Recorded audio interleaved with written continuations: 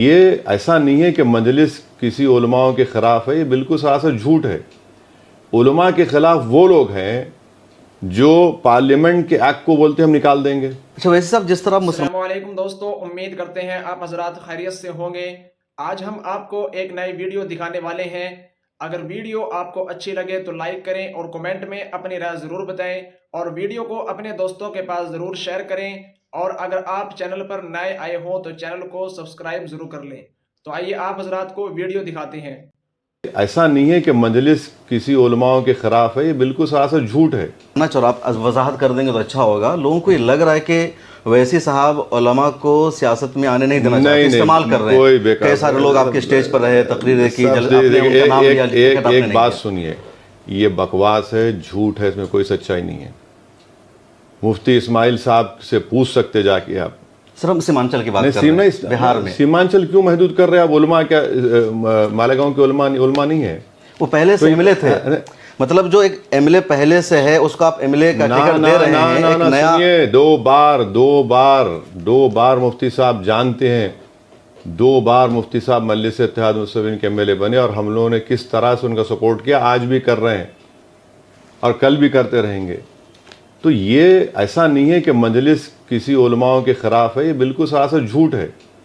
उलमा के ख़िलाफ़ वो लोग हैं जो पार्लियामेंट के एक्ट को बोलते हैं हम निकाल देंगे। अच्छा, वैसे साहब जिस तरह मुसलमानों की क़यादत को लेकर फ़िक्रमंद है, लगातार मुल्क के मुख्तलिफ़ इलाक़ों में आप जा रहे हैं, आपके अलावा भी बहुत सारे लोग हैं, उलमा, मिली तंजीमों के रहनुमा, वो भी चाहते हैं कि इस तरह मुस्लिम क़यादत आगे बढ़े। तो क्या कभी आपने उन सब के साथ कोई मीटिंग की, कोई प्लान है बैठने का? नहीं, ऐसी तो कोई बैठने की बात नहीं हुई, मीटिंग की बात नहीं हुई।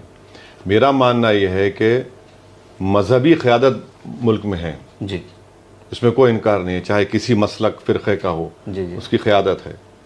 मसला आ जाता है सियासी क़यादत का, और हम लोग इसको कंफ्यूज हो जाते हैं। देखिए, मजहबी क़यादत हमारी है, बराबर है, हमारे उलमा इकराम मजहब को सियासत से अलग करके। नहीं, मैं नहीं अलग कर रहा हूँ। मैं ये कह रहा हूँ कि मजहबी क़यादत है जी, और माशाल्लाह है, हम उनकी इज़्ज़त करते हैं। मामला आता है सियासी लीडरशिप का। जी, वो सियासी लीडरशिप का वैक्यूम कौन फिल करेगा? और अगर कोई आगे बढ़ के कहता है कि मैं फिल करने तैयार हूं, तो मैं पीछे जाने तैयार हूं, उनके बिल्कुल तैयार हूं। मगर यह है कि आप लड़िए इलेक्शन। फिर आप देखिए, सवाल ये है ना कि अगर आप बोल रहे हैं कि इनको वोट डाल दो, जी, तो वो तो आप आसान काम कर लिए, वो तो बहुत आसान काम है। जी, मैं ये कह रहा हूं कि आप अपनी लीडरशिप को पैदा करो, चाहे वो सरपंच के लेवल पे हो, ज़िला परिषद हो, बल्दिया के लेवल पे हो, असेंबली हो या पार्लियामेंट हो। आसान काम नहीं है, ज़रूर मुश्किल काम करना तो पड़ेगा ना। वो चाहते बस एक विजन क्लियर हो, साथ बैठे। लीडरशिप वैसे साहब के हाथों में रहेगी। ना ना ना ना मैंने देखिए, ये गलत फहमी है किसी को। लीडरशिप का सवाल नहीं है। मैं ये कह रहा हूँ कि आप अपनी सियासी लीडरशिप बनाइए। हम लोग जो है 47 के बाद से लेकर अब तक सबको आपने आजमा कर देख लिया।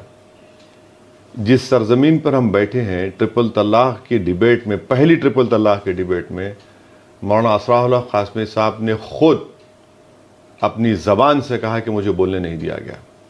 जय्यद आलिम दीन मरहूम, अल्लाह उनकी मग़फ़रत करे, आमीन। जय्यद आलिम दीन कह रहा है कि मुझे बोलने नहीं दिया गया है। अगर एक आलिम दीन ट्रिपल तलाक के ऊपर ना बोले तो कौन बोलेगा? जो दारुल उलूम देवबंद के रुकने शूरा थे, वहां से फाजिल थे, डिग्री थी उनके पास, आलिम थे, नहीं मैं बोलने दिया गया। उन्होंने खुद कहा। अब ये तो मैंने नहीं कह रहा हूं ना, नहीं, उन्होंने खुद कहा। तो फिर अब इसका क्या करेंगे आप बताइए, क्या करेंगे? यूएपीए का कानून लाया गया, आरजेडी सपोर्ट की नहीं की, पूछो आप। आज जो बच्चों का केस सुप्रीम कोर्ट हियर कर रहा है 5-5 साल से, जी, आप भी तो शामिल है उसमें। वोटिंग करवाया मैं, ताकि जब तारीख लिखी जाएगी तो मालूम होना कि भाई मैं मुखालिफत का जब कानून, हाँ बिल्कुल, हाँ नहीं, ये 2019 में वो चिदम्बरम साहब लाए तो उस वक्त भी मैं यूपीए का हिस्सा था जी। मैं खिलाफ में वोट दिया, मेरी तकरीर है, और उस तकरीर में देख लो जाके। मैंने कहा था इसका इस्तेमाल मुसलमानों पर जो गवर्नमेंट से खिलाफ रहेंगे और दलितों पर होगा। बदबख्ती की बात है, वो सही साबित हो रहा है। चिदम्बरम जब होम मिनिस्टर, जब पोटा हटाकर इसको आपने अमेंड किया, जी। फिर 2019 में पहले सेशन में अमित शाह होम मिनिस्टर थे, उन्होंने और उसको सख्त कर दिया, एकदम गंदा कर दिया। किस किस ने तायद नहीं की?